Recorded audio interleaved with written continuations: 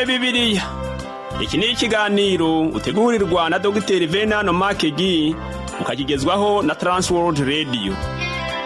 Soma kandi wige Bibiliya, usobanukirwe ijambo ry'Imana.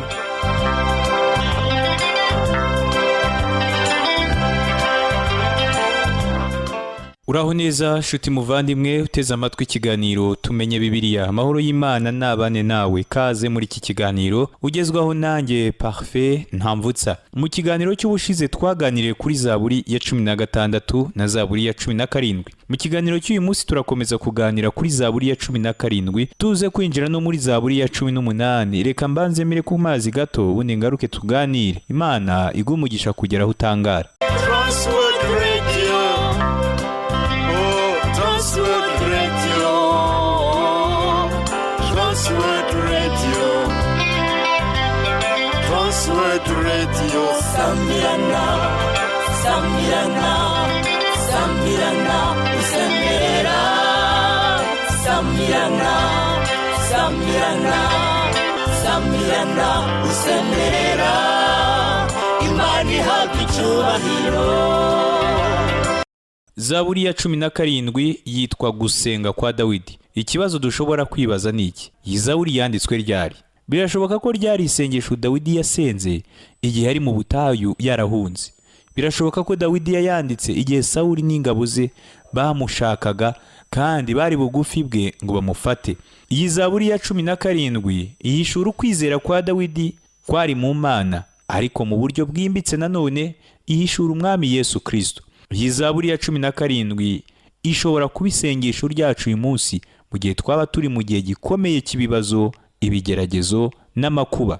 Mu gihe tuza kuba turi gukomeza kwiga iyi Zaburi, ukomeze kwibuka ko ivuga ku buhanuzi bwa Kristo. Muri rusange, Zaburi ni igitabo cya Kristo kuko niwe kivuga by'umwihariko. Ngaho fata Bibiliya yawe dusomere hamwe Zaburi ya 17 ku murongo wa mbere. Haravuga ngo: Uwiteka umva iby'ukuri byanjye, ryariza ugutwi gutaka kwanjye, tegera ugutwi gusenga kwanjye kudaturuka mu minwe iryarya. Iri ni isengesho rya Dawidi igihe yariho ahigwa na Sawuli, kandi icyo gihe ubuzima bwe bwari mu kaga. Iri sengesho tubona muri iyi Zaburi ryavuye mu mutima wa Dawidi, kandi avuga uko yiyumvaga ntacyo asize inyuma. Dawidi yabwije Imana ukuri ku buryo yiyumvaga. Muri Zaburi ya 17 ku murongo wa 2 aravuga ngo: Urubanza rwanjye ruturuka imbere yawe, amaso yawe areba ibitunganye. Dawidi yasabye Imana kumurengera no kumworohereza. Aravuga ngo amaso yawe areba ibitunganye. Ntabwo nzi ibyawe kandi nta nubwo ndiho ubutabera bw'Imana, ahubwo ndasaba imbabazi z'Imana. Icyo twese dukeneye ni imbabazi z'Imana. Muri Zaburi ya 17 ku murongo wa 3 aravuga ngo: Wagerageje umutima wanjye, wangendereye nijoro, warantase, ntiwambonana umugambi mubi, namaramaje kudacumuza ururimi rwanjye. Ni ingenzi cyane kuvuga ko igihe Imana yageragezaga Dawidi hari icyo yamubonyeho, kandi niyo iriho tugerageza hari icyo tubonaho jyewe nawe. Gusa mbere ya byose tubanze tumenye neza ko iyi Zaburi ya 17 ivuga kuri Kristo. Ku murongo wa mbere umwanditsi wa Zaburi ya 17 yaravuze ngo: Tegera ugutwi gusenga kwanjye kudaturuka mu minwe iryarya. Iyi ni ishusho itunganye yerekana uburyo n'umwami wacu atunganye. Petero yavuze ku mwami Yesu ngo nta cyaha yakoze, nta n'uburiganya bwabonetse mu kanwa ke. Aya magambo yanditse muri Petero wa mbere gice cya 2 ku murongo wa 22. Petero yakomeje kuvuga kuri Kristo agira ati: Yaratutswe ntiyabasubiza, yarababajwe ntiyabakangisha, ahubwo aritanga yiha idacurwa kibera. Aya magambo dusomye yanditse muri Petero wa mbere gice cya 2 ku murongo wa 23. Iyo dukomeje gusoma muri Zaburi ya 17 ku murongo wa 4 aravuga ngo: Kuby'imirimo y'abantu kwitondera ijambo ry'iminwa yawe, niko kuma kwirinda inzira z'abanyarugomo. Abanyarugomo aba nta bandi ni Satani. Buri mwana w'Imana agomba kumwirinda kuko Satani ahora agenda muri iyi si. Dawidi yari mu gihugu cy'abanzi kandi yarabizi neza, ni nacyo cyatumye yihisha Sawuli. Natwe tugomba kumenya ko turi mu gihugu cy'abanzi. Iyi si ni igihugu cya Satani yifatiye akigira iki. Umwami Yesu yabwiye abo mu itorero ry'i Perugamo agira ati: Nzahuba ko ariho intebe y'ubwami bwa Satani iri. Aya magambo yanditse mu Byahishuwe gice cya 2 ku murongo wa 13. Shuti muvandimwe, ntabwo nzi aho ubu uyu munsi, ariko icyo wamenya nuko intebe ya Satani yamaze kugera muri iyi si, umwami wacu Yesu ntiyigeze na rimwe agwa mu mutego wa Satani nk'uko duhora tuyigwamo twebwe. Muri Zaburi ya 17 ku murongo wa 5 n'uwa 6 aravuga ngo, intambwe zanjye zikomerera mu nzira zawe, ibirenge byanjye ntibinyerera. Mana, ndakwambaje kuko uri bunsubize, ntegera ugutwi wumva ibyo mvuga. Delitzsch yasobanuye uyu murongo wa 6 muri ubu buryo agira ati, iyo nguhamagaye uranyumva. Dawidi yari azi neza ko Uwiteka mwumva. Umwami Yesu Kristo yisanishije n'abantu be. Igihe yari mu isi yarasengaga akavuga ngo, Mana unyumve. Nshuti yanjye, tugomba kwizera ko Imana itwumva kandi izasubiza amasengesho yacu mu gihe turi mu makuba. Sambirana, usemerera, wamamaza inkuru nziza, inkuru nziza ni agakiza kabonekwa muri Yesu Kristo. Inkuru nziza ni agakiza kabonekwa muri Yesu Kristo. Sambirana, sambirana, sambirana, usemerera.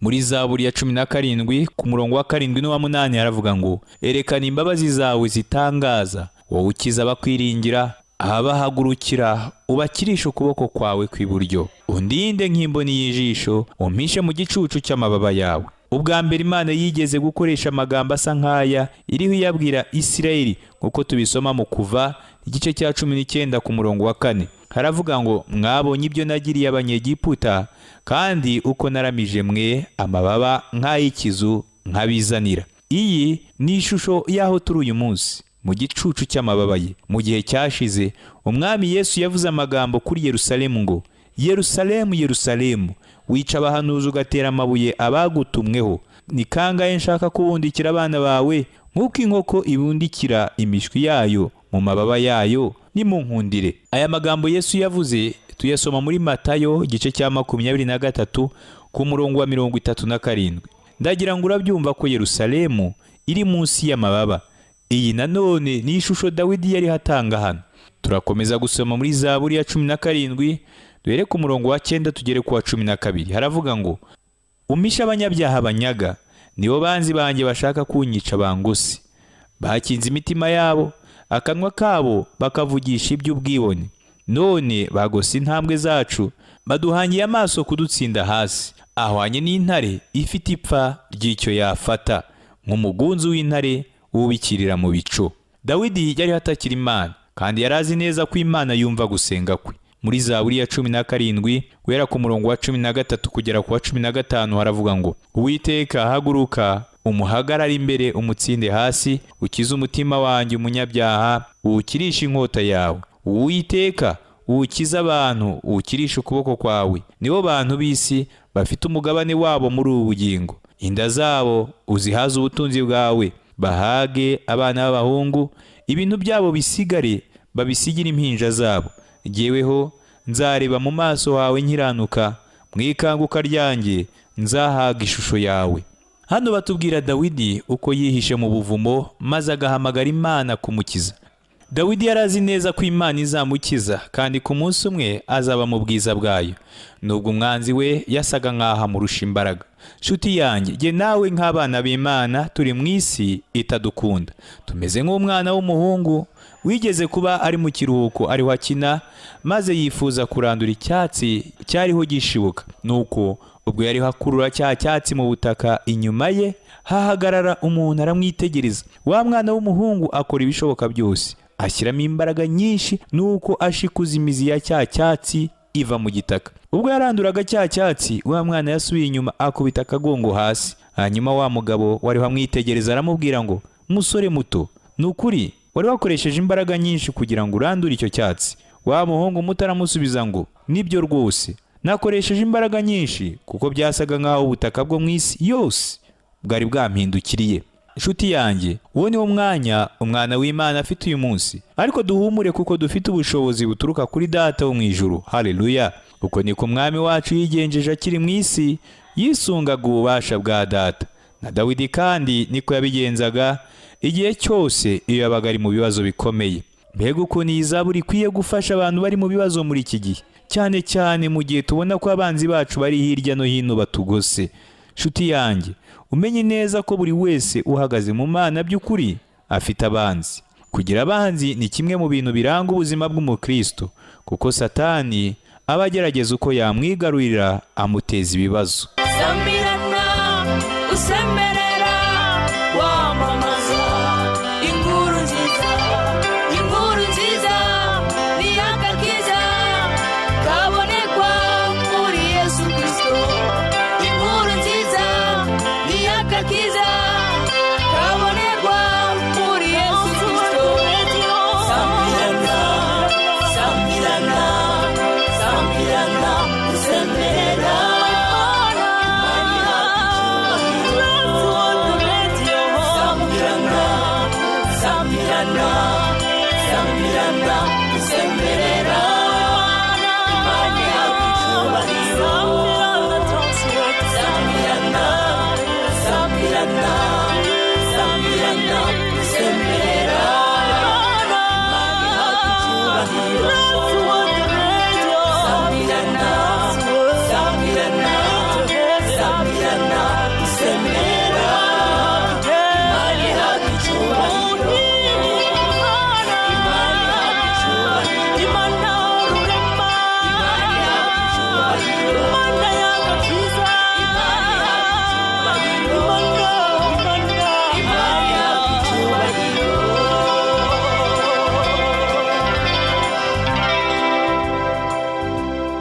Reka twinjire muri Zaburi ya 18.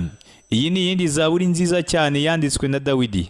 Abaribero benshi bavuze ko nta kintu kidasanzwe kiboneka muri iyi zaburi ngo keretse ko ivuga ku buzima bwa Dawidi gusa. Nyamara birengagije ko n'ubuzima bwa Dawidi bwari buhatsemo ikintu cyiza. Ndashaka gusobanura iby'iyi zaburi ya 18 nifashishije urugero rw'amagambo uwitwa Peroni w'umuribero yavuze. Amagambo y'uyu mugabo aragira ati: muri iyi ndirimbo nziza uyu mwami w'umusizi yatinze cyane ku byamubayeho, avuga ukuntu yakijijwe mu buryo bw'igitangaza, avuga ndetse n'insinzi Yehova yamuhaye. Muri iyi ndirimbo kandi umwami ashimira Imana abikuye ku mutima no mu kuri, yerekana uburyo anezerewe Imana. Mu buzima bukomeye yanyuzemo ahigwa na Sawuli, mbere yuko abo mwami yimye ingoma benshi mu bwoko bwe batabishaka, kugeza naho umuhungu we bwite yashatse kumwica yifatanyije n'abanzi be. Ikintu kimwe kitigeze kimuhindukirana n'urukundo yabonye mu maso ya Yehova, kuko ubufasha bwa Yehova bwamukijije abanzi bose bari bahagurukiye kumurwanya. Nuko amaze kugera mu zabukuru yasubije amaso inyuma areba ibyo yanyuzemo byose, ashima Imana, bituma yandika iyi ndirimbo ahimbaza Imana kuko yarinze ubuzima bwe. Ayo ni amagambo Peroni yanditse mu gitabo cye yise The Book of Psalms kuri paje y'192. Ibyo umuribero yanditse byose ni ukuri, kandi yasobanuye neza iyi zaburi agendeye ku gihe turimo, kuko iyi zaburi ivuga ku nkuru dusanga nanone mu gitabo cya kabiri cya Samweli mu gice cyaho cya 22. Kandi igihe twigaga iki gitabo cya Samweli sininjiye cyane muri iki gice cya 22, ariko mu gihe turi kwiga iyi zaburi ya 18 turaza kumenya neza iby'iki gice kivuga. Iyi zaburi ya 18 isobanura byinshi kurusha uko uyu muribero yabivuze, kuko mu bisanzwe imizimizo tubona muri iyi zaburi ihishe byinshi mu busobanuro bwayo. Iyi mizimizo cyangwa se figures of speech mu rurimi rw'icyongereza ivuga ku mwana w'Imana wasizwe n'Imana, Kristo umukiza wacu mu mibabaro ye. Ivuga ku mwana w'Imana wasizwe n'Imana ari we Kristo umukiza, ikamwerekana mu mibabaro ye. Umuntu umwe niwe wigeze kwita iyi zaburi ngo ni inzira iva mu rupfu ikageza umuntu ku ntebe ya Yehova. Uyu munsi turi mu gihe aho abantu benshi bariho bavuga ku ngingo ijyanye n'urukundo, kandi benshi batekereza ko urukundo ari ingingo itaravuzweho mu isezerano rya kera. Ariko ndagira ngo wumve uko iyi zaburi ya 18 itangira ivuga. turasoma muri Zaburi ya 18 ku murongo wawo wa 2 haravuga ngo ndagukunda ni wowe imbaraga zanjye. Nshuti yanjye, ni ryari uheruka kubwira Uwiteka ko umukunda? Kumubwira ko umukunda ni kimwe mu bintu byiza ushobora gukora. Guhimbaza Imana bishingira mbere na mbere ku kuntu yadukunze ikaduha n'agakiza, yatwitayeho kandi na n'ubu iracyaturinze. Ndagira ngo urebe uburyo Uwiteka yitwa imbaraga zanjye. Turasoma muri Zaburi ya 18 ku murongo wa 3 haravuga ngo Uwiteka ni igitare cyanjye, ni igihome cyanjye kinkingira, ni umukiza wanjye, ni Imana yanjye n'urutare rwanjye rukomeye, niwe nzahungiraho, niwe ngabo inkingira, ni ihembe ry'agakiza kanjye, ni igihome cyanjye kirekire. Dawidi yavuze uko Uwiteka ari imbaraga ze, urutare rwe, igihome cye n'umukiza we. Muri ibi byose bisobanuye ko Uwiteka ari umukiza. Ngira ngo nawe urabyumva. Dawidi yarongera aravuga ngo Uwiteka ni imbaraga ze, ni ingabo imukingira, ni ihembe, ni igihome kirekire. Uwiteka ni ingabo yanjye, arandinda, ni ihembe ryanjye kandi ni imbaraga zanjye. Ubundi mu isezerano rya kera iyo umuntu yafataga ku mahembe yo ku gicaniro yabaga akize, kandi abamuhigaga ntibabe bakimwisha. Uko ni nako tugomba gufata Imana tukayinambaho muri iki gihe. Nshuti yanjye, Umwami wacu, Mukiza wacu, ni ihembe ryacu, ni igihome cyacu kirekire. Igihome kirekire nanone ni ahantu heza umuntu ashobora kurindirwa, ni ahantu hitaruye umuntu ashobora kurebamo icyerekezo cy'ubuzima bwe. Abantu benshi muri twebwe bakeneye kujya ku gihome kirekire. Uyu murongo twasomye wuzuyemo amazina meza y'Imana. Ijambo rishimisha muri uyu murongo cyane ni iri jambo rivuga ngo wanjye, zanjye, kanjye, cyanjye, yanjye na rwanjye. Uwiteka ni urutare rwanjye, ni igihome cyanjye, ni umukiza wanjye. Muri rusange iri jambo ryerekana imiterere y'Imana, rikavuga ukuntu Imana ishobora byose. Ariko icy'ingenzi ni ukuvuga ko Uwiteka ari imbaraga zanjye. Kuvuga ko ari umwungeri wanjye ni kimwe mu bintu by'ingenzi mu buzima bwanjye. Dawidi yarari kuvuga ngo Uwiteka ni umwungeri, kandi koko ni umwungeri. Ariko biratandukanye gato no kuvuga ngo ni umwungeri wanjye. Ntekereza ko ari byiza gusobanura ibi mvuze ntanze urugero. Igihe kimwe Dr. Vernon McGee yajyanye umugore we n'umwuzukuru we ku kibuga cy'indege. Umugore wa McGee yajyanye umwuzukuru wabo mu ndege kuko batari kubasha gukora urugendo rw'imodoka bava mu burasirazuba berekeza mu burengerazuba bwa Leta Zunze Ubumwe za Amerika. Ngo ku kibuga cy'indege hari abana b'abahungu n'abakobwa bakiri bato. McGee avuga ko abo bana bose ngo bari beza, kandi igihe yabitegerezaga ngo yarasetse. Nuko haza umwe muri abo bana utandukanye nabo. Mbese waba uzi icyamutandukanyaga n'abana bagenzi be? Nuko ngo yari umwuzukuru wa McGee. Ku kibuga cy'indege hari ba sekuru na ba nyirakuru b'abana benshi bari aho ngaho. Mbega ukuntu ababyeyi bari bishimiye abuzukuru babo. Abuzukuru babo bari abantu badasanzwe kuri bo, nk'uko n'umwuzukuru wa McGee atari asanzwe kuri we. Byose rero byaterwaga na rya jambo wanjye, kuko buri wese yishimiraga kuvuga ngo uyu ni umwuzukuru wanjye. Nshuti yanjye, mbese nawe washobora kuvuga ngo Uwiteka ni umwungeri wanjye, ni igihome cyanjye kirekire, ni ihembe ryanjye, ni ingabo yanjye, n'imbaraga zanjye, n'umukiza wanjye, n'urutare rwanjye, ni igihome cyanjye. Haleluya. Muri Zaburi ya 18 ku murongo wa 4 aravuga ngo nzajya nambaza Uwiteka ukwiriye gushimwa, nibwo nzakizwa abanzi banjye. Kwambaza ni igikorwa gikorerwa ubikwiriye wenyine ari we Mana. Dawidi yararirimbye aravuga ngo nzajya nambaza Uwiteka. Kubera iki? Kuko akwiriye gushimwa. Muri Zaburi ya 18 ku murongo wa 5 aravuga ngo ingoyi z'urupfu zirangose, iyi myuzure yo kurimbuka yanteye ubwoba. Nanone kandi iyi Zaburi yongera kuvuga ku Mwami Yesu Kristo. Bishop Horney yabonye ikindi kintu muri iyi Zaburi ya 18. Reka mvuge gato kubyo yabonye muri aya magambo. Reka dutekereze Mesiya nka sekuruza wacu wa kera, wicaye ku ntebe y'ubwami. Reka tumurebe yishyiraho imibabaro yacu n'intambara yarwanye kandi akazitsinda. Tugumanye iyi shusho mu bitekerezo byacu, twasanga iri jambo rifite imbaraga zidasanzwe, aho rigira riti Yehova, nzagukunda n'ibyanjye byose, nzaguhimbaza mu mbaraga zanjye zose kuko wankijije. Igihe cyose turirimbye amagambo ameze gutya, tuba turiho duhuza n'umukiza wacu wazutse mu bapfuye. Ibi bituma tumwiyumvamo, tugahora nanone tumusenga. Mbega ishusho tubona muri aya magambo, nshuti yanjye, tugomba guhuza n'uyu mwanditsi wa Zaburi tugahimbaza Imana. Ndagira ngo nanone wumve uko yavuze ibijyanye n'ubuzima bwe, kandi ntekereza ko ibi byerekana agace k'ubuzima Dawidi yabayemo, ariko kandi kakanerekana ubuzima bw'umwami Yesu wavuze ngo ingoyi z'urupfu zarangose, imyuzure yo kurimbuka yanteye ubwoba. Muri Zaburi ya 18 guhera ku murongo wa 6 kugera ku wa 7 yaravuga ngo mu mubabaro wanjye nambaje Uwiteka, natakiye Imana yanjye, yumvira ijwi ryanjye mu rusengero rwayo, ibyo natakiye imbere yayo biyinjira mu matwi. Ndagira ngo nanone urebe uburyo muri uyu murongo hongera kutubwira ngo Imana yanjye. Hanyuma niki cyabaye? Imana yarasubije. Niki se cyabaye igihe umwami Yesu yavaga mu gituro? Imirongo ikurikiraho irabitubwira. Ku ngingo ikurikira hakoreshwa ngenga ya 3 y'ubuke, ikaba ivuga Uwiteka. Reka dusome muri Zaburi ya 18 ku murongo wa 8. Haravuga ngo maze isi iratigita ihinda umushyitsi, imfatiro z'imisozi nazo ziranyeganyega, zitigiswa n'uburakari bwayo. Uwiteka yarakajwe n'ibyo abanyabyaha bariho bakorera umwana we. Ubutumwa bwiza butubwira ko igihe igitare cyavaga ku munwa w'imva habayeho umushyitsi. Transworld Radio. Oh, Transworld Radio. Transworld Radio. Transworld Radio.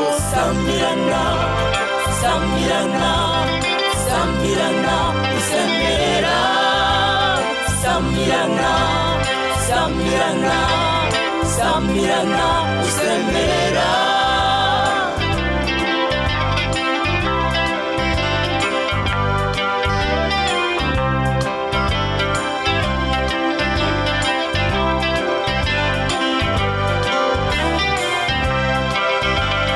Sambirana, Sambirana, Sambirana, usemerera, Imana ihabwa icyubahiro. Sambirana, Sambirana, Sambirana, usemerera, Imana ihabwa icyubahiro.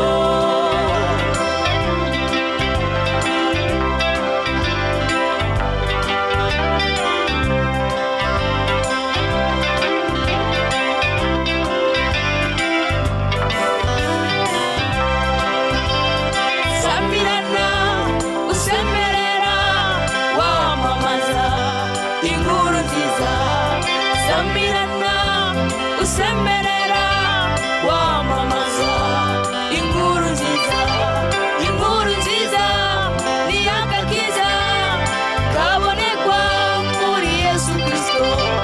Inkuru nziza ni agakiza kabonekwa muri Yesu Kristo. Sambirana, Sambirana, Sambirana, usemerera.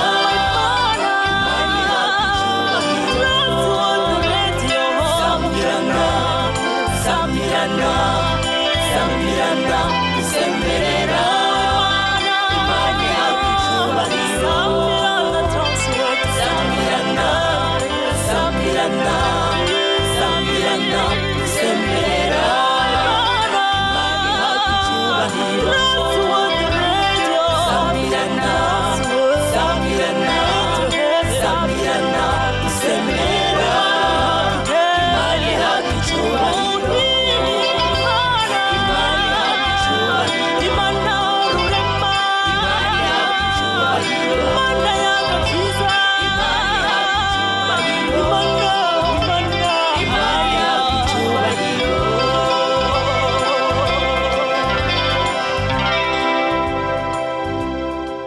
Imirongo ikurikiraho kandi itubwira n'ibyabaye mu ijuru igihe iki gitare cyavanwaga ku munwa w'imva ya Kristo. Turasoma muri Zaburi ya 18 guhera ku murongo wa 9 kugera ku wa 11. Haravuga ngo umwotsi ucumba mu mazuru yayo, umuriro uva mu kanwa kayo uratwika, havamo n'amakara yaka. Imanura ijuru iramanuka, umwijima w'icuraburindi wari munsi y'ibirenge byayo, iguruka ihetswe na kerubi, igurukishwa vuba n'amababa y'umuyaga. Igihe umwami Yesu Kristo yabambwaga habayeho ubwira kabiri. None se ninde wakoze ibi byose? Uwabikoze ni Uwiteka, nk'uko tubisoma ku murongo ukurikiyeho. Turasoma muri Zaburi ya 18 ku murongo wa 14. Haravuga ngo kandi Uwiteka ahindishiriza inkuba mu ijuru, usumba byose avuga ijwi rye, hagwa urubura n'amakara yaka. Iyi Zaburi ya 18 itangirana na ngenga ya mbere y'ubuke, ariko yagera ku murongo wa 7 igahinduka ko kwita itangira kuvuga iby'Imana yakoze. Turasoma muri Zaburi ya 18 guhera ku murongo wa 17 kugera ku murongo wa 18. Haravuga ngo, ari mu ijuru arambura ukuboko aramfata, ankura mu mazi y'isanzure, ankiza umwanzi wanjye ukomeye n'abanyangaga kuko bandushaga amaboko. Ngo ankiza umwanzi wanjye ukomeye. Mbega ukuntu ujye nawe dukeneye ubusabane budasanzwe kandi bwihariye n'Imana. Imana yadukijije umwanzi ukomeye. Nshuti yanjye, mbese ukeneye ubufasha uyu munsi? Ukeneye umufatanyabikorwa? Hari uwo nshaka kukurangira. Ntazigera guhemukira, ntazigera gusiga wenyine, ntazaguhana. Yaravuze ngo dore ndi kumwe nawe iminsi yose kugeza ku mperuka y'isi. Ayo magambo yanditse muri Matayo igice cya 28 ku murongo wa 20. Iyi niyo mpamvu namunambyeho kurusha undi wese. Nawe niyo mpamvu ugomba kumunambaho aho kunamba ku mwana w'umuntu. Zaburi 118 ku murongo wa 8 iravuga ngo, guhongera ku Uwiteka kugira umumaro kuruta kwiringira abantu. Muri Zaburi ya 18 ku murongo wa 49 aravuga ngo, inkiza ababisha banjye. Ni koko unshyira hejuru y'abampagurukira, unkiza umunyarugomo. Ababisha bavugwa hano ntekereza ko ari Satani. Muri Zaburi ya 18 ku murongo wa 50 n'uwa 51 aravuga ngo, nicyo gituma Uwiteka nzagushima mu mahanga, ndirimba ishimwe ry'izina ryawe. Aha umwami yimitse agakiza gakomeye, agirira imbabazi uwo yasize, ni Dawidi n'urubyaro rwe iteka ryose. Uyu munsi Imana yatugiriye imbabazi. Iyi Zaburi ya 18 nziza irangira n'amagambo ahimbaza Imana. Nshuti yanjye, birakwiye ko mu kanwa kawe nanjye duhorana amashimwe y'Imana mu buzima bwacu no mu mitima yacu. Imana ishimwe, kuko muri Zaburi ya 107 ku murongo wa 1 n'uwa 2 havuga ngo, nimushimire Uwiteka yuko ari mwiza, kuko imbabazi ze zihora witeka ryose. Abacunguwe n'Uwiteka bavuge batyo, abo yacunguye akabakura mu kuboko k'umwanzi. Niba uwacunguwe atabasha kuvuga ngo Imana ni nziza, nta wundi mu isi wabibasha. Uwacunguwe agomba kuvuga atyo. Reka dusenge. Uwiteka Mana, biradukwiye ko mu minwa yacu havamo amashimwe kuko waducunguye. Twari abo kurimbuka, ariko utugirira ubuntu, wongera kuturemamo ibyiringiro byo kuzimana nawe mu bwami bwo mu ijuru. Ndasabira uyu muvandimwe wanteze amatwi guhorana ishimwe mu mutima we, azirikana iyo neza wamugiriye. Ni mu izina rya Yesu Kristo umwami wacu. Amen. Nshuti, wakoze gukurikirana ikiganiro Tumenye Bibiliya. Ndagusezeranya ko ningaruka ubutaha tuzakomeza kuganira kuri Zaburi ya 19, twinjire no muri Zaburi ya 20. Ngaho amahoro n'umugisha biva ku Mana Data n'umwana wayo Yesu Kristo n'umwuka wera bibane nawe.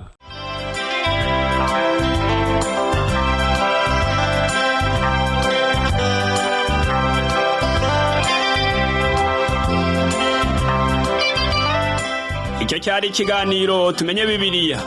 Niba wifuza kugira icyo ubaza, kudutera inkunga cyangwa ushaka kuduha ubuhamya, ushobora guhamagara cyangwa kohereza ubutumwa bugufi kuri telefoni igendanwa. Inomero ni 07 81 27 90 18.